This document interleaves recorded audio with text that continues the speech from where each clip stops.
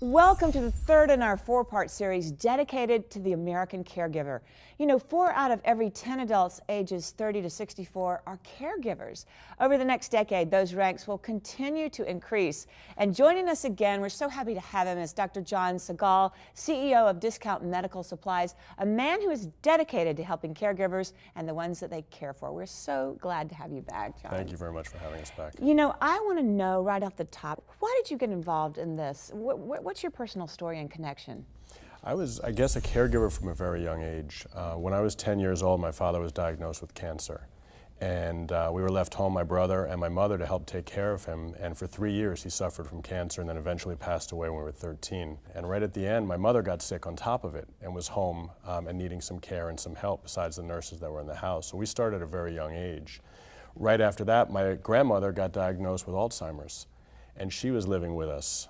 So it was one thing after another that kind of led me into this. And now I help my 102-year-old grandfather long distance, but as his caregiver and guardian to help him through the process.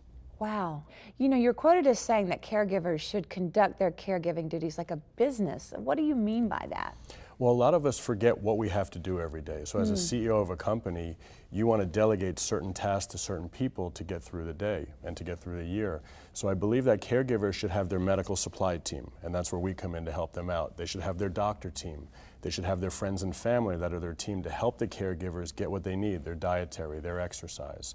So if you look at it as a business and you oversee those different aspects, it makes it a lot easier for the caregiver, who a lot of times feels like they're all alone in this process. Absolutely. Has corporate America turned a deaf ear to caregivers, in your opinion? I don't know if they've turned a deaf ear, because now they're trying to go out as a marketing tool to go after caregivers, which I think is disheartening.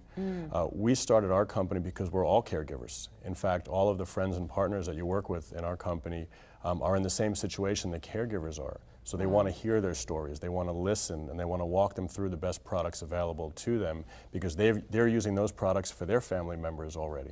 Sure. You know, your website is one of the internet's fastest growing sites. I find that just fascinating.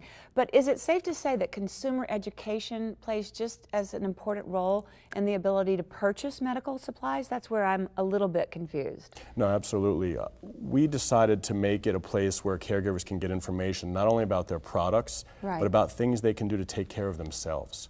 So we have a practitioner and a patient help center to where our caregivers can come and learn from some of the top experts in the country on how to help themselves, how to help their loved ones as well. Well, your website promotes that, and that it wants caregivers to stay healthy and fit, and that's really crucial, right? Absolutely. They tend to forget about themselves. And, you know, a lot of their people they're taking care of may weigh more than them.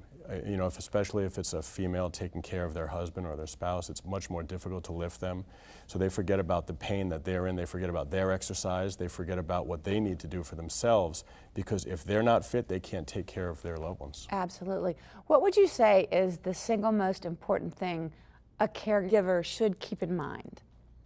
Themselves. And I think most importantly, to wake up with a positive attitude every day and say they're making a difference in someone's life. And I think that's the most important aspect, because a lot of times they're forgotten about and they're focusing on somebody else all the time as opposed to worrying about themselves. And if they wake up and say, you know what, I'm going to change my loved one's life today, they feel better about themselves. Such an amazing point of view that you have. And I also want to say that it's wonderful that your website's out there, because we're all going to have to deal with it, right? That's correct, yeah. Eventually one of us, or all of us, will be a caregiver in some form. And it's very difficult to do that. Alone. Well, I just want to thank you. This has been such an important topic, and I'm so glad you're coming back for one more segment, because I just think it's something we all need to really address, and sometimes we don't. So thank you for joining us. I'm so glad you're coming back again, and it's been a pleasure. Great. Thank you very much. Well, if you'd like to learn more, visit us at thebalancingact.com, or get a little bit social by logging on to Facebook.com/The Balancing Act Fans. And I want you to share with us your own caregiving thoughts, stories, and opinions.